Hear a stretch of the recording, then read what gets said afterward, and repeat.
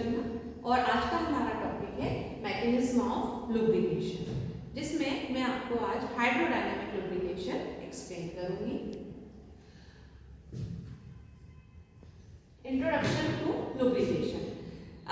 Friend students, हम जानते हैं कि मशीन्स में उसके पार्ट्स होते हैं जो कि मूव्स एंड स्लाइड्स करते हैं। तो मशीन्स की जो मूविंग एंड स्लाइडिंग सर्फेसेस होती हैं उनमें आपस में फ्रिक्शन होता है, क्योंकि जब वो आपस में कांटेक्ट में आती है तो इस फ्रिक्शन को रिड्यूस करने के लिए हम वहां पर लुब्रिकेंट को यूज करते हैं। ठीक है, जब हम लुब्रिकेंट्स का यूज करते हैं तो वो लुब्रिकेंट उन मशीन के पार्ट्स को डायरेक्ट कांटेक्ट में नहीं आने देता, जिससे फ्रिक्शन को रिड्यूस करते हैं। इसके अलावा भी अगर हम बात करें तो लुब्रिकेंट के और भी फंक्शन है। वो क्या है? सबसे पहले फ्रिक्शन रिडक्शन, इसके बारे में अभी हमने समझा। दूसरा वियर प्रिवेंशन, ये मेटल टू मेटल कांटेक्ट को रोकता है तो वहां पर वियर भी प्रिवेंट होता है।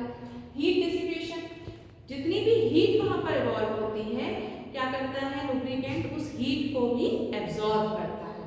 सीलिंग फंक्शन, हम जहां पर भी लुब्रिकेंट को यूज कर रहे हैं वो उस जो पर्टिकुलर प्लेस है उसको सील कर देता है, जिससे बाहर से आने वाले जितने भी डस्ट है, डर्ट है, वो सब अंदर एंटर नहीं कर पाते। एंड थर्ड, करोजन प्रोटेक्शन, इसकी एक जो लेयर अप्लाई हो जाती है उसकी वजह से उस मशीन के पार्ट्स में करोजन भी नहीं होता। तो हम समझ सकते हैं कि लुब्रिकेंट का काम सिर्फ फ्रिक्शन को रिड्यूस करना नहीं है, इसका काम और क्या है, ये सारे फंक्शंस और भी हैं, wear prevention, heat dissipation, corrosion protection and ceiling function. जब हम मैकेनिज्म की बात करते हैं तो लुब्रिकेशन की 3 मैकेनिज्म हैं। पहली है hydrodynamic lubrication, boundary lubrication and third है एक्सट्रीम प्रेशर लुब्रिकेशन। तो सबसे पहले हम बात कर रहे हैं आज हाइड्रोडायनामिक लुब्रिकेशन। हाइड्रोडायनामिक लुब्रिकेशन होता क्या है?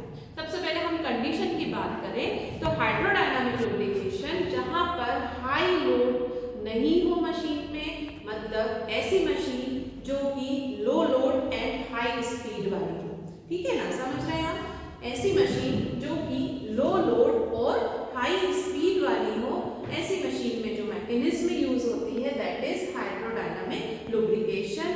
हाइड्रोडायनामिक लुब्रिकेशन को हम थिक फिल्म लुब्रिकेशन भी कहते हैं, क्योंकि इसमें हम लुब्रिकेंट की थिक लेयर अप्लाई करते हैं और ये थिक लेयर जो है लगभग 1000 आर्मस्ट्रॉन्ग 1000 आर्मस्ट्रॉन्ग थिक लेयर होती है। ठीक है, एक चीज। दूसरी चीज, जब हम इसमें और आगे बढ़ते हैं कि हाइड्रोडायनामिक लुब्रिकेशन में हो क्या रहा है, यहाँ पे हमें बिल्कुल ध्यान रखना है कि हाइड्रोडायनामिक लुब्रिकेशन में जब हम लुब्रिकेंट की थिक लेयर अप्लाई करते हैं तो मेटल टू मेटल कांटेक्ट यहाँ पर बिल्कुल भी नहीं होता है।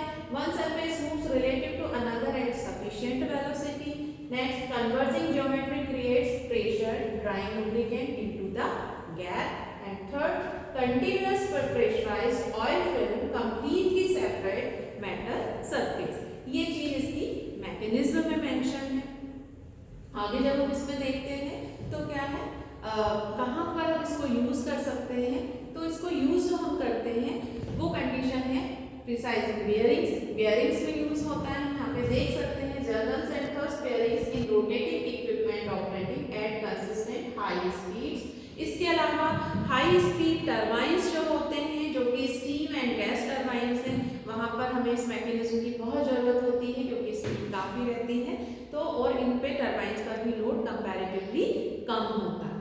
ठीक है, तीसरा हाई स्पीड इंजन्स, यहाँ पर भी हम हाइड्रोडायनामिक मैकेनिज्म को यूज करते हैं। तो इस तरह की जितनी भी मैकेनिज्म है, मशीनरीज हैं, खासतौर से अगर हम एग्जांपल्स ध्यान रखें तो ये सारे एग्जांपल्स हैं, हम अपने शब्दों में एग्जांपल समझें तो आपके कैलकुलेटर्स हैं, स्विंग मशीन्स हैं, ठीक है, इसके अलावा जो वॉल क्लॉक्स हैं, इनकी जो मशीन्स हैं जहाँ पर स्पीड हाई रहती है और लोड कम होता है, वहाँ पर हम हाइड्रोडायनामिक लुब्रिकेशन को यूज करते हैं।